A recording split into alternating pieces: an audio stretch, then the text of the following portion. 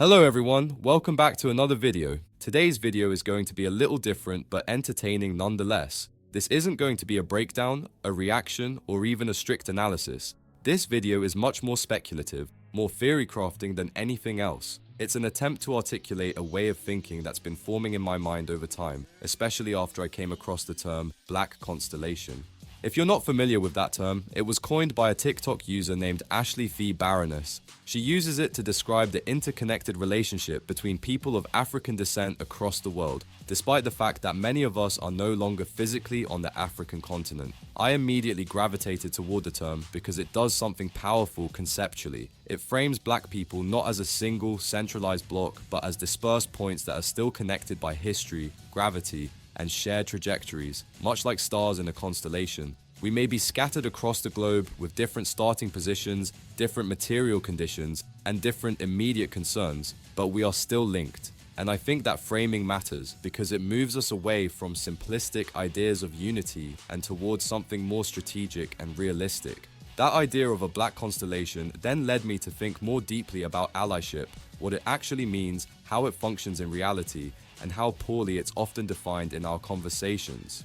However, going back to the term Black Constellation real quick, I felt it could be expanded upon, and as I did, the term took on a whole new meaning, different from what Ashley intended. If you've been online long enough, you've probably seen two dominant positions emerge. On one side, you have people who argue that Black people have allies among other non-white groups, often using broad labels like people of color. On the other side, you have people who argue the exact opposite, that Black people have no allies at all, that we stand completely alone as a race. I used to be on the side of having no allies. I reached that conclusion from my observation of how our race is treated. However, I've since held a different belief.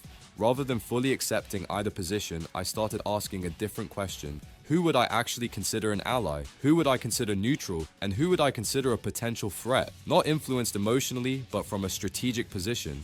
Because the truth is, no matter how much we like to talk about self-sufficiency and independence, no group in history has ever survived, prospered, or defended itself entirely on its own. Alliances, formal or informal, are unavoidable. The real issue is not whether alliances exist, but how they are formed, who controls them, and whose interests they ultimately serve.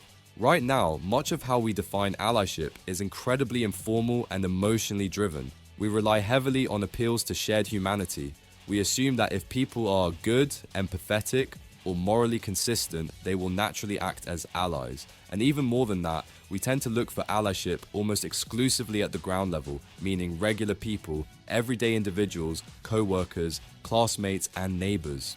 On paper, that sounds great. There's something comforting about the idea of locking arms with the common person. But when you zoom out and look at how power actually operates on a large scale, politically, economically, militarily, you start to realize how little weight that kind of allyship carries on its own. Take the United States as an example. Polling consistently shows that a massive portion of the American public, depending on how the question is framed, does not consider Israel to be an ally, or at least does not support the level of unconditional support it receives. And yet, despite that public sentiment, American political leadership overwhelmingly treats Israel as not just an ally, but the most important ally. Policy, funding, military support, and diplomatic cover are all extended regardless of popular opinion. We don't know what geographical and political benefit Israel offers to America, but whatever it is, America sees it as worthwhile to continue to see Israel as an ally. I speculate that the relation within Israel and America goes deeper, likely racial, religious reasons, or perhaps just strategic benefits. That should tell you something important. At the end of the day, allyship is not determined by the masses, it is determined by those in power. The common person can claim anyone as an ally, but meaningful allyship that affects outcomes, is decided at the leadership level. That's where resources move, that's where decisions are enforced and interests are protected. Now, to be clear, I am not claiming to be a leader of any community. I'm not speaking on behalf of anyone. But for the sake of this discussion, I want to pretend that I am in a leadership position and ask a hypothetical question. If I were a leader, how would I approach allyship from a Tanagerian perspective? Who would I consider an ally? Who would I consider neutral? And who would I identify as an active or potential threat to my people? And in doing so, I also want to expand the concept of the Black Constellation beyond a purely African framework. Not to erase Africa as the center, because it is, but to acknowledge that black political reality is now global, fragmented, and uneven. Any serious framework has to account for that. Before we can even begin identifying external allies, though, we have to confront an uncomfortable reality: the issue of internal alignment. We have to be honest and admit that within Tanagerians, within Africans broadly, there are people who do not want collective prosperity. There are people who are mentally defeated, who see no value in themselves or their people, and who openly advocate for foreign domination, reoccupation, or control. There are people who have internalized so much self-hatred that they dedicate their lives to slandering their own people. And there are people who will sell out their communities for money, power, proximity, or validation. So before asking who our allies are, we have to ask a more fundamental question. What do we actually want for ourselves? Because without a clear vision, you cannot distinguish between an ally and a parasite. And this is the harsh truth, but needs to be said. Not everyone can be saved. But I'm telling you, as a psychologist, I'm not going to be able to psychologize all of them on the corner.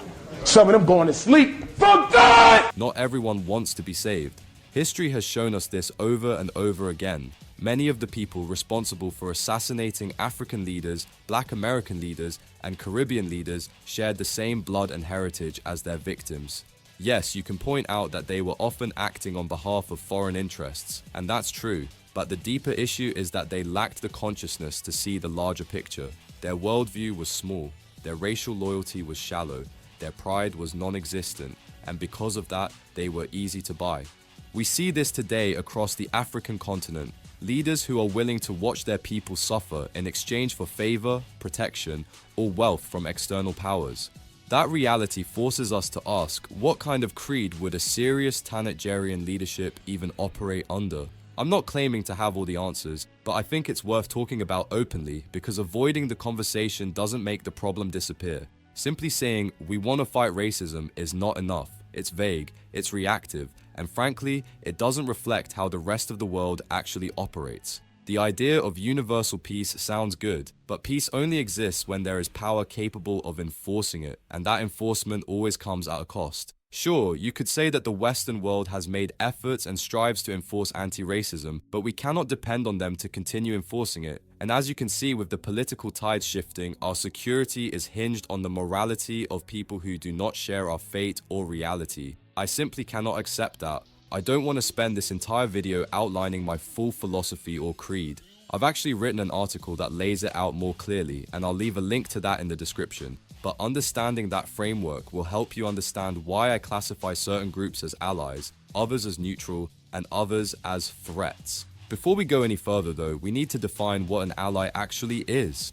An alliance is a relationship between people, groups, or states that come together for mutual benefit or to achieve a shared objective, whether or not that agreement is explicitly formalized. Alliances can be political, military, economic, or ideological.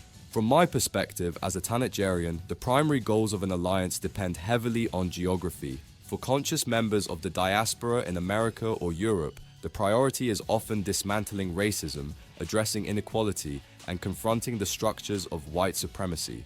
For conscious continental Africans, the focus shifts toward combating neo-colonialism, preventing resource extraction, dealing with corruption, and in some regions resisting extremist insurgencies. Caribbean communities often sit somewhere in between, facing exploitation, political interference, and economic dependency, while sharing structural similarities with the continent. If true unity is ever going to exist across this black constellation, it cannot rely solely on shared ancestry or cultural nostalgia. Those things matter, but they are not sufficient. Unity has to be grounded in aligned interests, strategic clarity, and an honest understanding of power. And that's where this conversation really begins. For me, it goes without question that if any meaningful impact is to be made, if Tanagerians are ever to exert real power, whether soft power or hard power, the African continent is not merely important, it is indispensable. There is no alternative foundation upon which black global influence can be built. Africa is the most resource-rich continent on Earth, home to vast reserves of minerals, energy, arable land, and strategic geography. It is the second largest landmass in the world, and most importantly, it is home to the largest concentration of Tanagerians on the planet. Any serious attempt at collective leverage, economic, political, cultural, or military must be rooted there. Without Africa, all other efforts are peripheral, symbolic at best, and performative at worst. More than anything else, Africa is essential for security. People without a secure homeland will always be vulnerable, no matter how successful individual members become abroad. There is no historical example of a dispersed population rising to sustained global prominence without commanding a central territorial base. None. And for us, that base can only be Africa at this current stage. The uncomfortable objective truth is this: our race will never meaningfully alter the global political landscape unless Africa is commanded with real authority. Not influence, not partial control, authority. And while that is far easier said than done, it is the unavoidable reality of power politics. Africa, as it exists today, is fractured. It is composed of 54 modern states, borders not drawn by Africans, but created through colonial convenience. Within those borders exist over 3,000 distinct ethnic groups, each with their own histories, identities, and internal hierarchies. All of them matter, all of them are valuable, but the fragmentation they exist within creates a fundamental problem. At present, Africa is not united. At best, its nations coexist. Each state is locked in its own struggle, economic instability, corruption, underdevelopment, external interference, and those struggles often place countries at odds with one another. In some cases, cultural and ethnic differences have escalated into open conflict. Ethnic rivalries, often dismissively labeled tribalism, have made large-scale unity extraordinarily difficult. What makes this especially damaging is that there are individuals who prioritize ethnic or local identity over collective racial or continental interests, even when doing so yields no tangible benefit. That fragmentation has been exploited before, and it will be exploited again if left unresolved. It is precisely because of this disunity that Africa was colonized almost in its entirety, with Ethiopia standing as the lone exception. Some colonizations were direct, while a majority used the stronger ethnic groups to influence indirect dominance. Pan-Africanism emerged as a response to that catastrophe, a political and philosophical attempt to correct fragmentation by encouraging Africans to address continental problems collectively, rather than in isolation. The idea was noble, necessary even, but if we are being honest, we have not come close to realizing it. Pan-Africanism is often upheld by the common person, by activists, scholars, and everyday Africans and diasporans who understand its importance. But it is largely absent from the conduct of leadership. And leadership, not sentiment, determines outcomes. I consider myself a Pan-Africanist, but I have also come to accept that Pan-Africanism, as it currently exists, functions more as a passive aspiration than an actively enforced doctrine. Worse still, there is a growing number of Tanagarians, both on the continent and abroad, who are openly hostile to any form of unity. Whether due to cynicism, self-interest, or ideological capture, this resistance is real and must be accounted for. Any movement that ignores internal opposition is doomed to fail. For Pan-Africanism to be realized in any meaningful sense, it requires leaders who fully embody its thesis, leaders who do not merely speak its language, but operationalize it through policy, law, and enforcement. Without such leaders in power, no amount of cultural pride or rhetorical unity will manifest into reality. Once leaders with a genuine Pan-African orientation are in place, their policies will naturally begin to reshape their nations, and those changes will ripple outward across the continent. Regional cooperation, shared defense interests, coordinated economic planning, and collective bargaining power will follow. And to be completely frank, this process will not and cannot depend entirely on popular consent. There will be people who resist unification under a broader banner. That is inevitable. But the question must be asked, what real power do they currently possess? Under corrupt and externally influenced leadership, the average citizen already lacks agency and has done nothing meaningful to stop it. It is difficult to argue that such resistance outweighs the tangible benefits of consolidated power, reinvestment into infrastructure, and long-term stability. And as controversial as this may sound now, if there are groups who are trying to stop the unification of the continent, which would ultimately benefit the large population, just like how the corrupt leaders have crushed and silenced their opposition, so too must we do the same. The only difference here is that it will be done for their benefit. History has shown us that transformative change rarely emerges from unanimous agreement. That said, we must also be realistic. Our history includes betrayal. There will always be those willing to undermine collective progress for personal gain. That reality cannot be ignored. Any serious project of continental consolidation must anticipate internal sabotage and have mechanisms in place to deter it. While I have expressed a preference for leaders with a Pan-African outlook, I am not opposed to that leadership taking authoritarian or autocratic forms, provided one condition is met: that their actions are genuinely and exclusively oriented toward the elevation of their people and the strengthening of the nations. This is where many Western audiences with a certain political ideology become uncomfortable, but that discomfort is not an argument.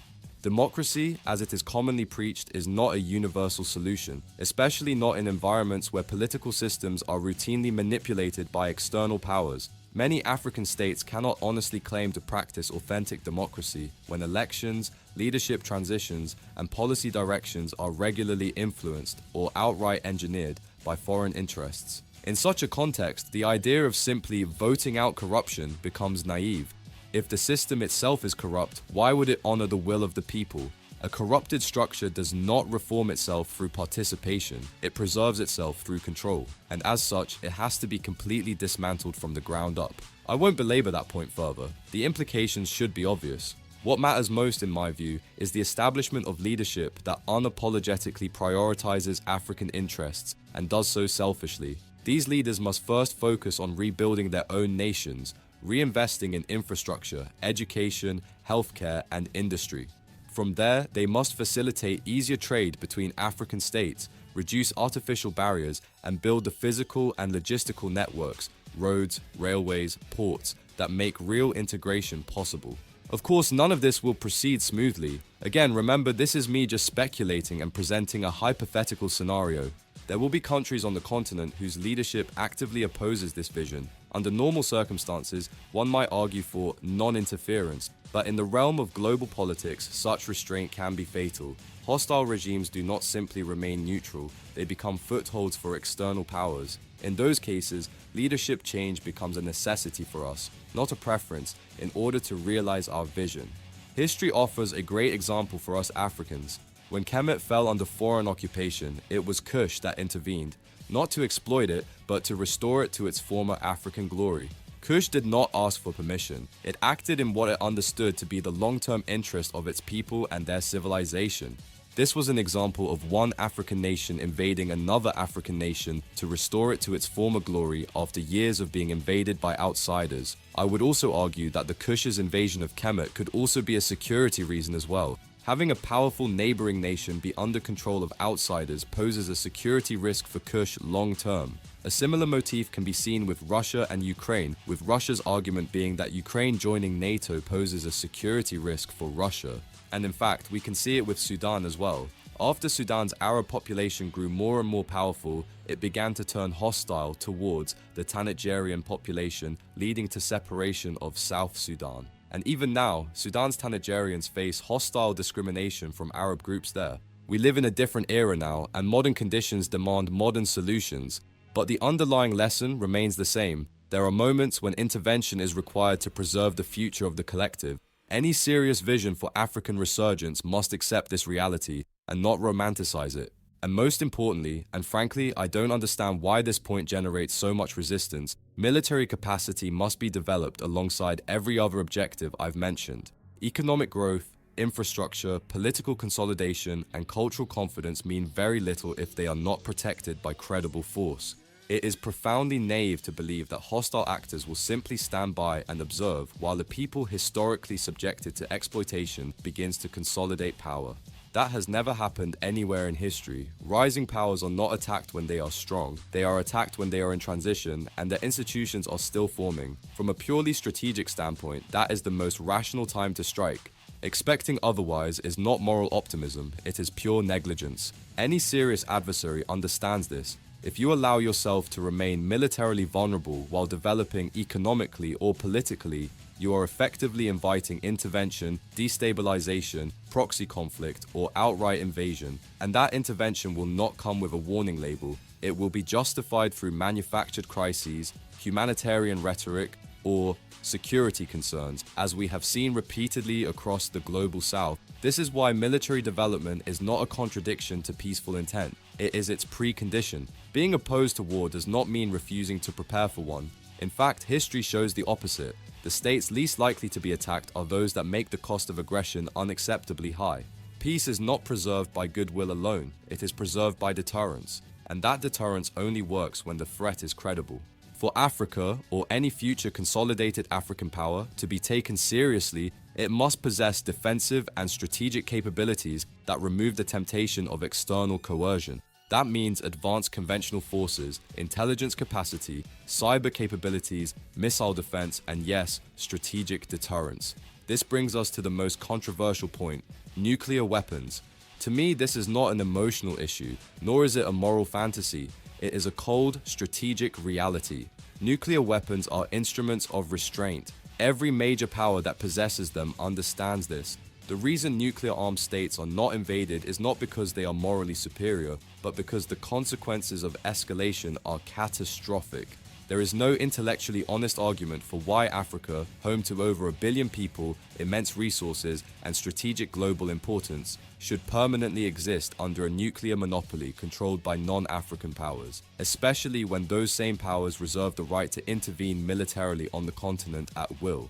Deterrence equality matters. Without it, sovereignty is conditional. Some people argue that nuclear weapons are unethical, but ethics without power has never protected anyone. Others argue that Africa is too unstable for such capabilities. Yet instability is often the result of external interference made possible precisely because deterrence is absent. Power vacuums invite manipulation. To be clear, this is not an argument for recklessness or aggression. It is an argument for long-term security architecture. A future African bloc that commands respect must be capable of guaranteeing its own survival under worst-case scenarios. That includes ensuring that no external power can credibly threaten annihilation, regime change, or occupation without facing unacceptable consequences. From my perspective, this point is non-negotiable, not because I glorify war, but because I understand how the world actually functions. No rising civilization has ever been allowed to exist peacefully without the means to defend itself at the highest level available in its era. In the modern world, deterrence defines hierarchy, and without it, everything else, economic development, cultural revival, political autonomy, remains vulnerable to reversal. That is the reality we have to be honest about. With that being said, I'm fully aware that many people will have objections. Some will point out things I've overlooked, others will disagree entirely, and that's fine. What I'm laying out here is my current outlook. It's the framework through which I evaluate what actually matters when it comes to survival, power, and long-term security. Everything I've discussed up to this point is the purpose I would use to seek allyship, and that distinction matters. Allyship, to me, is not about sentiment, optics, or shared aesthetics. It is about alignment of interests over time. Sharing my skin pigmentation is not enough. Sharing a history of oppression is not enough. In fact, shared oppression is one of the weakest forms of unity imaginable, in my opinion anyway.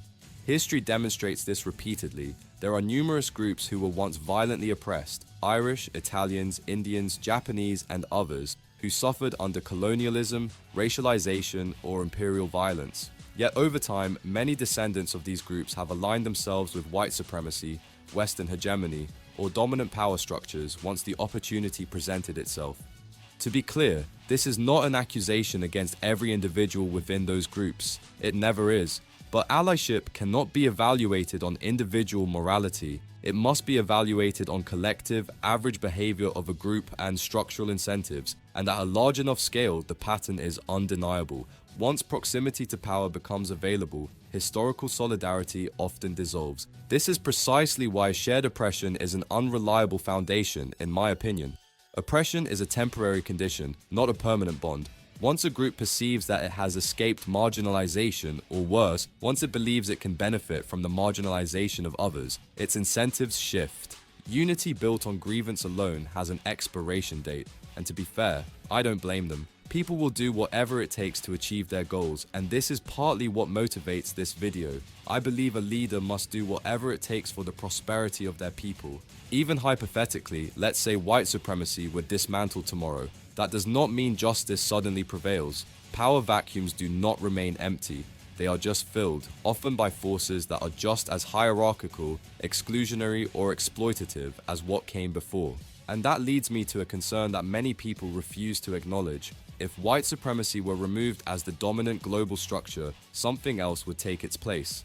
The question is not if, but what. And in my worst case assessment, that replacement could be something equally hostile to black autonomy. The reality is, the dismantling of white supremacy does not guarantee the prosperity of Tanagerians, as every racial group across the world has adopted an anti-black outlook, and if they could, after filling that power vacuum, will likely continue to perpetuate and maintain this racial hierarchy to their benefit and to our detriment. Others might argue that Chinese global dominance is the more likely outcome, and while I recognize that possibility, I remain undecided about what that would actually mean in practice.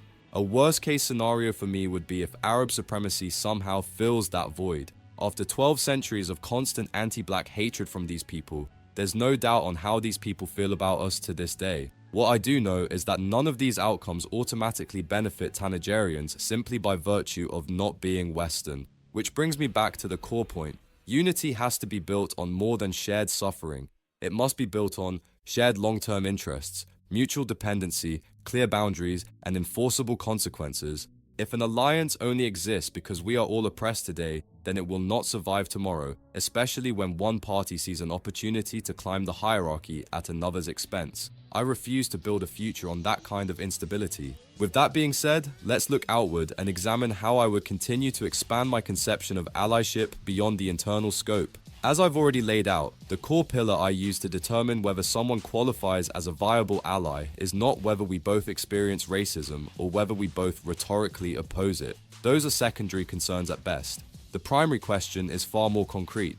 Does this alliance materially contribute to the creation of a united, stronger Africa?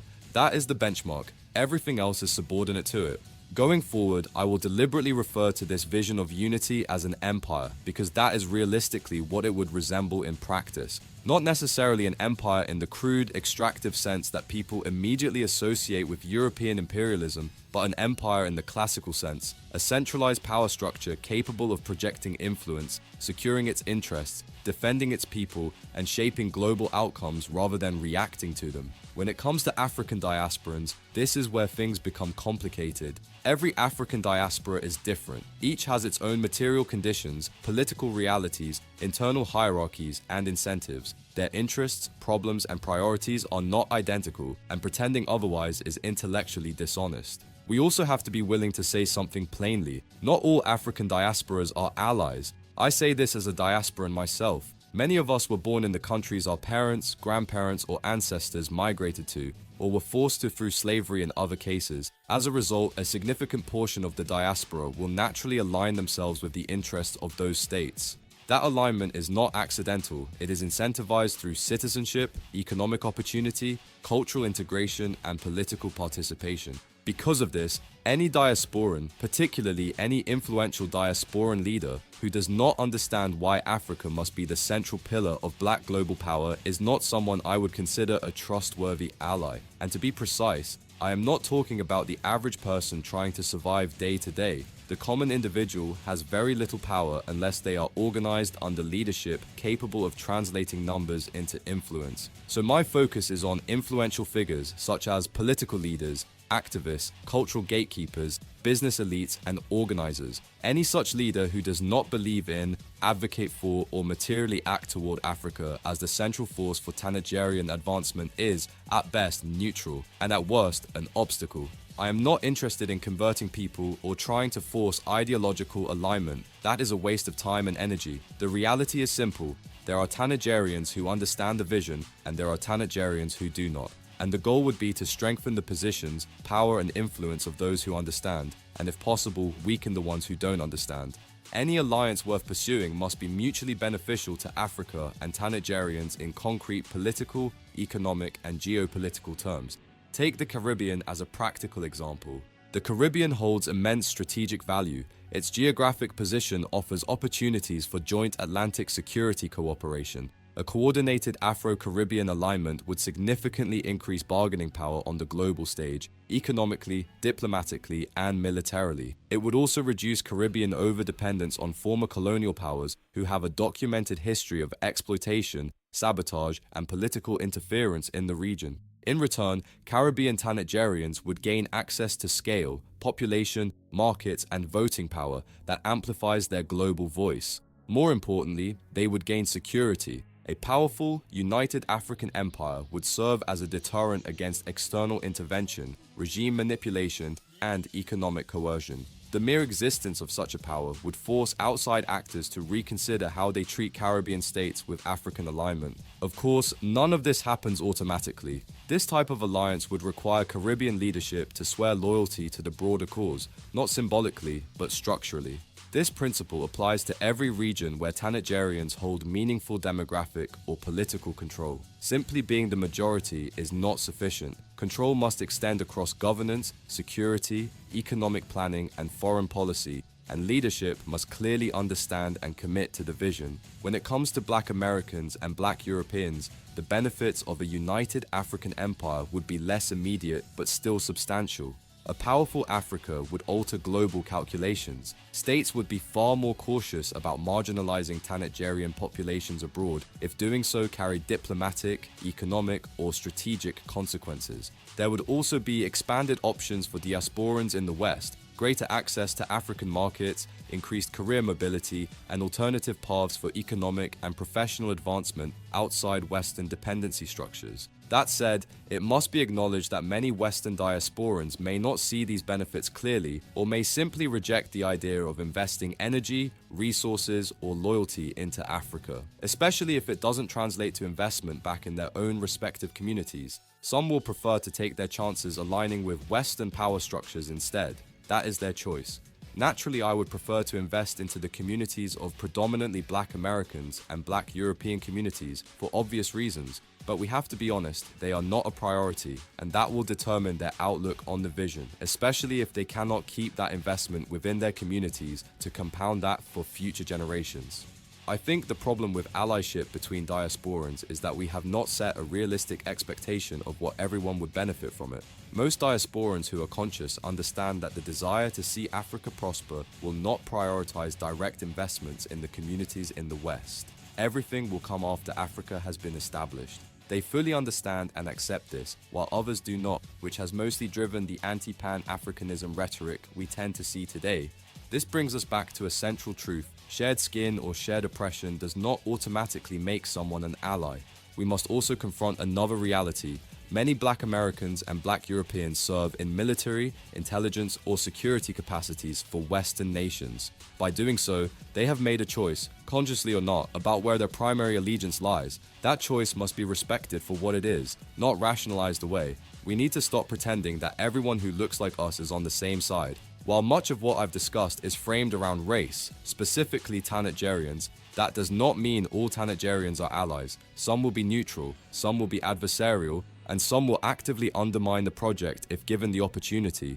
Recognizing this is not pessimism, it is clarity. And clarity is the foundation of any serious strategy. With that being said, if this hypothetical were to unfold in the way I envision, it would create a rare and powerful opportunity. The opportunity to redefine what it means to be Black on a global scale. You may have noticed that throughout this discussion, I've been deliberately using the term Tanagerian to describe people of African descent. I won't go into the full reasoning here because I've already made a dedicated video explaining why I use that term and what it represents. I'll leave that linked below for anyone interested in exploring it in depth. What is relevant here, however, is that while Tanagerians form the core of this vision, we are not the only people who are categorized as Black within the global racial imagination. There are other populations, Aboriginal Australians, Melanesians, Sri Lankans, Dravidians, and others, who have also been historically racialized as Black due to sharing similar brown skin pigmentation and subjected to marginalization, exploitation, and dehumanization, albeit in different contexts and under different systems. Now, to be clear, I am not suggesting that these groups are Tanagerian, nor am I claiming shared ancestry as the basis for unity. What I am suggesting is that this creates an opportunity for strategic alignment and influence.